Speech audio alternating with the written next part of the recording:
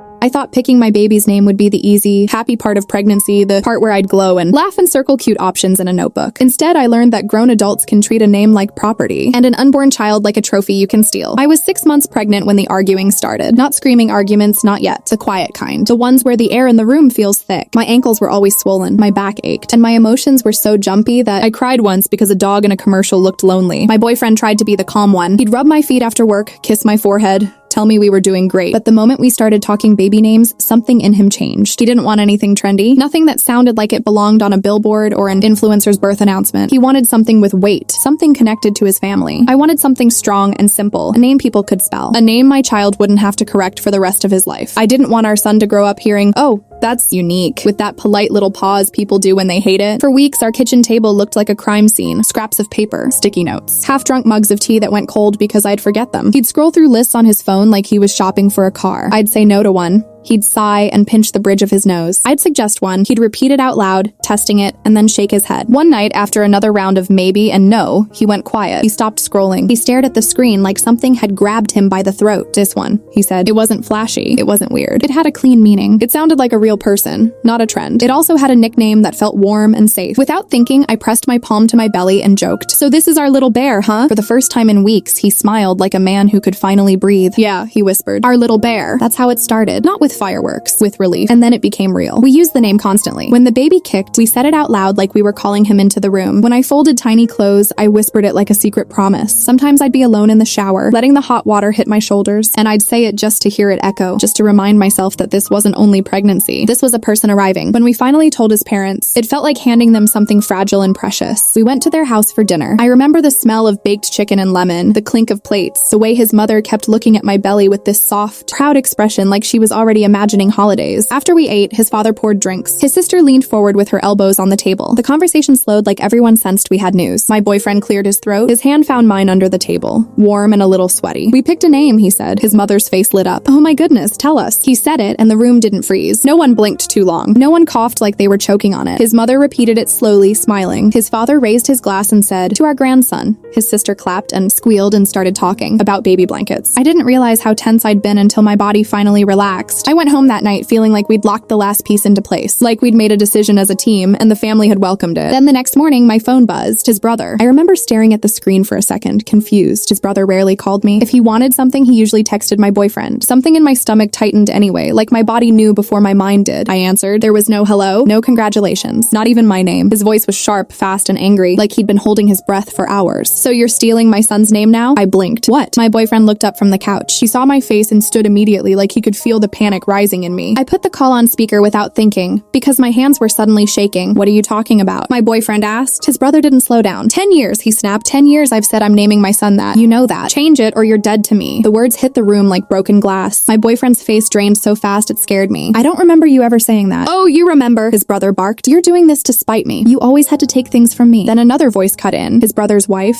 loud and furious, like she'd been waiting for her turn. "How could you do this to us? You're selfish. You're ruining everything." I sat there with my mouth open, my free hand pressed hard against my belly like I could shield the baby from the sound. My heart was pounding so hard I could hear it in my ears. I looked at my boyfriend. He looked like he'd been punched. Not because of the name, because of the threat. Because it wasn't just anger. It was control. "Stop," my boyfriend said, voice shaking. "This is insane." His brother laughed, sharp and mean. "You think I'm joking? Try me." The call ended with his brother still ranting, and my boyfriend staring at the floor like it had opened beneath him. I felt sick. Not morning sick. Not pregnancy sick. The kind of sick you get when reality changes shape in front of you. Because in that moment, I realized something terrifying. This wasn't about a name. This was about someone who believed our baby belonged to the family, more than he belonged to us. And if a grown man could threaten to cut off his own brother over a word, what would he do when the baby was actually here? The silence after the call felt heavier than the shouting. My boyfriend didn't move for a long time. He just sat there, elbows on his knees, hands pressed into his hair, breathing like he was trying to steady himself. I wanted to comfort him, but I was shaking too. My stomach felt tight, not from the baby, but from fear. The kind that settles low and doesn't leave. "I swear," he finally said, voice hoarse. I've never heard him say that name before. Not once. I believed him. I could see it in his face. Confusion, hurt, disbelief, all tangled together. He wasn't lying. He was genuinely blindsided. Still, doubt crept in anyway. Not about my boyfriend, but about the situation. About how fast something joyful had turned ugly. I kept replaying the call in my head, the way his brother spoke. Like we'd committed a crime. Like we'd reached into his life and stolen something that already belonged to him. I sat beside my boyfriend and took his hand. Even if he did say it once, I said quietly, 10 years ago doesn't give someone ownership. People don't get reserved signs for babies they haven't even had. He nodded, but the guilt didn't leave his eyes. He's my only biological sibling, he said.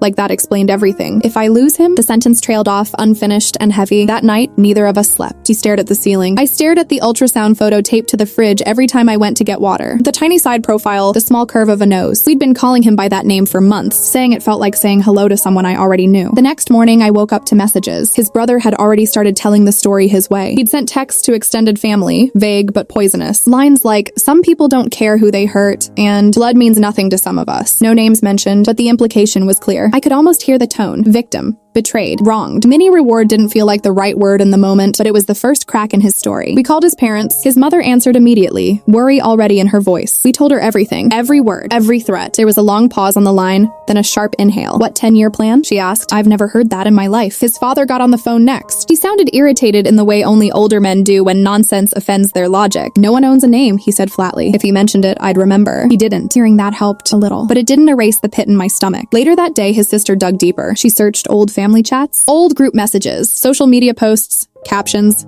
anything. She called us back laughing, but it wasn't a happy laugh. There's nothing, she said. No screenshots, no proof, nothing. He's making it up or convincing himself it's real. That should have ended it. Instead, it escalated. My boyfriend, still desperate to keep peace, called his brother again. He spoke calmly, carefully, like he was defusing a bomb. He suggested compromises. Same first name, different middle names, different nicknames, space for both families. There was no hesitation on the other end. If you don't change it, his brother said coldly, I will hate you. I'll cut you out forever. When the call ended, my boyfriend looked broken, and that was the moment I stopped feeling just scared and started feeling angry, because no one threatens my child and calls it family. The anger didn't explode all at once. It simmered, quiet, hot, the kind that sits in your chest and makes every breath feel sharp. For days after that call, my boyfriend barely slept. He'd wake up in the middle of the night, scroll through his phone, then put it face down like it might bite him. Every morning, he looked more exhausted, more torn. He kept repeating the same sentence, like it might magically solve everything if he said it enough times. He's my only biological sibling. I didn't interrupt him when he said it. I let him sit with it, but inside something ugly was forming, because what I kept thinking was this: being related by blood doesn't give someone permission to bully you, and it definitely doesn't give them rights over a child growing inside my body. I tried to focus on normal things, doctor appointments, folding laundry, drinking water, but even the baby felt different. Every kick reminded me that there was already someone out there claiming ownership over him, like he was a future possession instead of a person. A week passed with no contact, no apology, no cooling off, just silence. Part of me hoped that was the end, that his brother would calm down,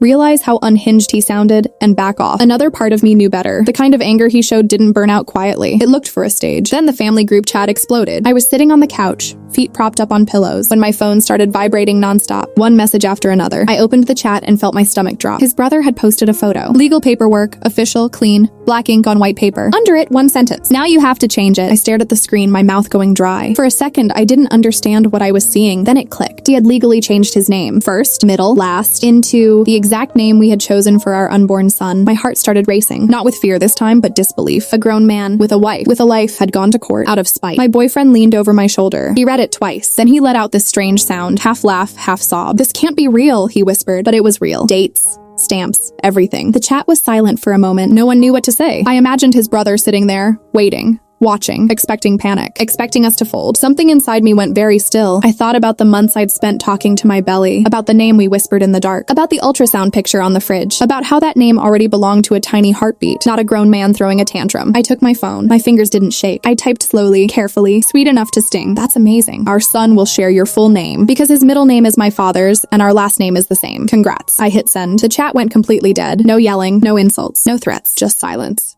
And in that silence, I realized something chilling. If he was willing to legally erase himself just to control us, what was he willing to do next? The silence didn't feel peaceful. It felt like the pause before something breaks. Minutes passed, then hours. No one reacted in the group chat. His parents didn't comment. His sister didn't send her usual side messages trying to smooth things over. It was like everyone collectively stepped back, unsure how to respond to something so unhinged. My boyfriend finally stood up and paced the living room. He ran his hands down his face again and again, like he was trying to wake up from a bad dream. I don't even recognize him anymore, he said quietly. That wasn't normal. I nodded, but my mind was already racing ahead, because while everyone else seemed stunned, I felt something else creeping in. A low, cold awareness. People who escalate like that don't stop just because they're embarrassed. They stop when they win, or when they're blocked. That night, I double-checked our door locks. I told myself I was being hormonal, overreacting, but I still moved the spare key out of the obvious place. I still asked my boyfriend not to post anything about the baby online. I still felt my shoulders tense every time my phone buzzed. A few days later, his brother finally resurfaced, not with an apology, with a message that was almost cheerful. "So we're really doing this?" He wrote. "You think this is funny?" My boyfriend typed back before I could stop him. "You crossed a line. This isn't about you." That's when the tone shifted. His brother accused us of humiliating him, of turning the family against him, of stealing his identity, even though he'd been the one to legally change it. He claimed we were trying to erase him, to make him irrelevant, to replace him. I read the messages over my boyfriend's shoulder, my stomach tightening. None of it made sense. Every accusation sounded like a confession twisted inside out. Then came the sentence that made my blood run cold. "You're not thinking about what this will do to the kid," he wrote. "Sharing a name like that is going to mess him up." I pressed my hand to my belly, instinctive and fierce. My baby kicked, sharp and sudden, like he felt my fear. That was the moment something snapped in me. Not anger, resolve. "We're done engaging," I said. "This ends now." My boyfriend hesitated. "But if we cut him off?" "He already cut himself off," I interrupted. The moment he treated our child like leverage. We muted the chat. We stopped responding. His parents called later, their voices tired and confused, apologizing for behavior they didn't cause. His sister cried, saying she didn't know how things got this far. I listened, I nodded. But inside, I was already shifting into a different mode, protective, because I was done pretending this was just a family disagreement. This was someone spiraling, and my baby was no longer just part of a story. He was a potential target. Cutting him off didn't bring relief the way I expected. It brought quiet, thick, watchful quiet, the kind where every unknown number makes your pulse jump, where footsteps outside sound louder than they should, where you start memorizing the rhythm of your neighborhood without realizing it. My boyfriend tried to return to normal.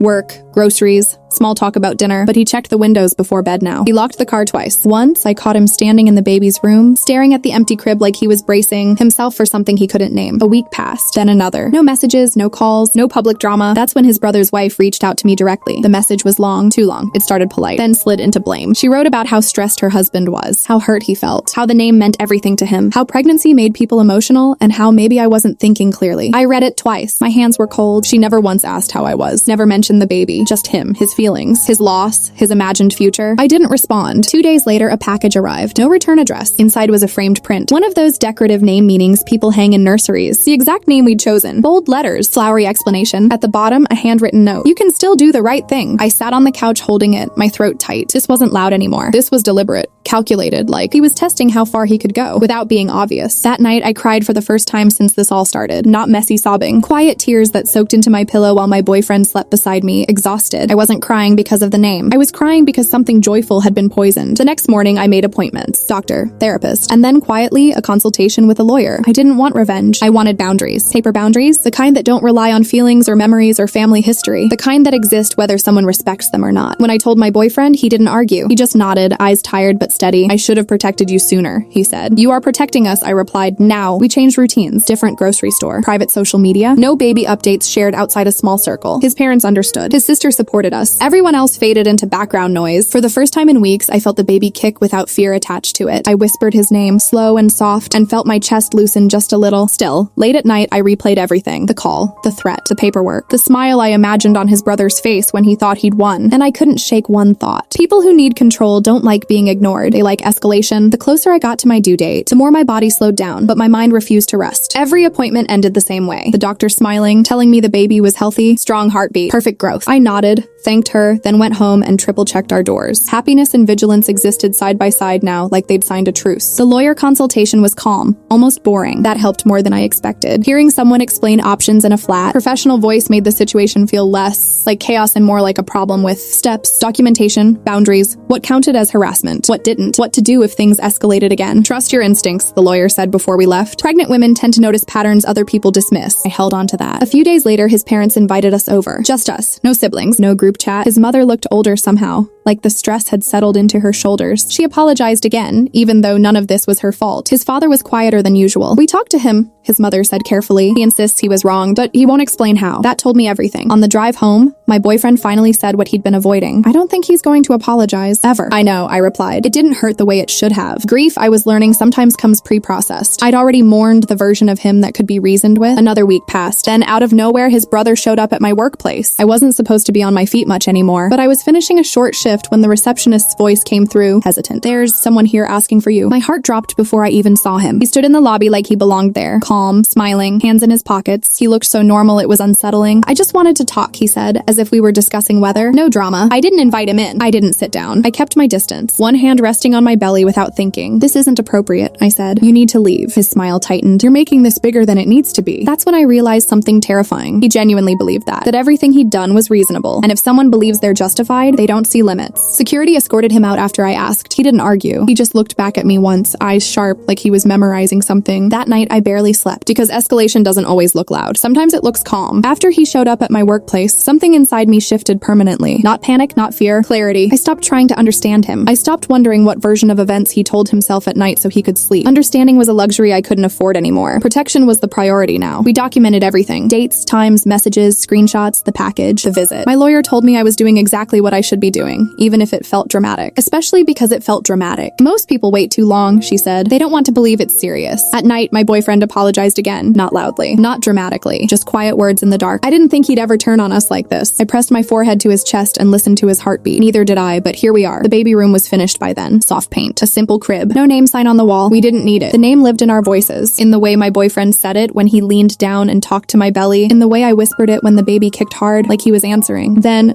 3 weeks before my due date, his brother made his final move. Not directly. He posted online. A long emotional post about betrayal. About being erased. About how family steals from you and calls it love. He never mentioned names. He didn't have to. Mutual friends filled in the blanks in the comments, offering sympathy, telling him he deserved better. Someone sent me screenshots. I read them once, then I closed my phone and handed it to my boyfriend. "I'm done looking." He nodded. Me too. That night we blocked him everywhere. No announcements, no warnings, just silence. A clean cut. When I went into labor, it was quiet. Early morning. Rain tapping the windows. No drama, no messages, no unexpected visitors. Just me, breathing through contractions, holding my boyfriend's hand, focusing on the sound of my own voice as I repeated the baby's name like a mantra. When our son finally arrived, crying and red and perfect, the nurse asked, "What's his name?" I said it without hesitation. Out loud. Official. Real. The name didn't feel stolen. It felt reclaimed. Weeks later, while rocking my son to sleep, I caught myself wondering something I hadn't let myself think before. Not whether we did the right thing, but whether cutting him off was enough, or if someone who could go that far would ever truly let go. Motherhood arrived quietly, not like the movies. No dramatic music, just long nights, soft lamps, and the weight of a tiny body against my chest. My world shrank down to feedings, diaper changes, and the sound of my son breathing while he slept. His name slipped naturally into my sentences, like it had always belonged there. Saying it no longer felt defiant. It felt peaceful. For a while, nothing happened. No messages, no surprise visits, no rumors drifting back through family. Life settled into a careful rhythm, and I let myself believe the worst was behind us. My boyfriend laughed more. His shoulders relaxed. Even his parents seemed lighter, relieved that the tension had faded. Then one afternoon, while sorting mail, I noticed something odd. A change of address notification. Not ours, his brother's. He had moved. Same city, different street, closer. I didn't tell my boyfriend right away. I folded the paper slowly, feeling that familiar cold awareness slide back into place. The lawyer had warned me about this feeling. The moment when your body reacts before your brain catches up. A week later, I saw him, not up close, across a parking lot, just standing there, phone in hand, looking in my direction. He didn't approach, didn't wave, didn't smile. He just watched. When I got home, I locked the door, then locked it again. My son slept through it all, warm and heavy against my shoulder, trusting the world in a way I no longer could. That night, I sat in the nursery, rocking slowly, whispering my son's name into the dark. I thought about how names are supposed to be gifts, how ours had become a battleground, how control wears so many disguises that sometimes it takes too long to recognize it. We didn't change his name. We didn't apologize. We didn't reach out. But sometimes, when the house is quiet and my phone lights up with a notification from an unknown number, I can't help but wonder, did we end the story, or just take the lead role in the next chapter of someone else's obsession?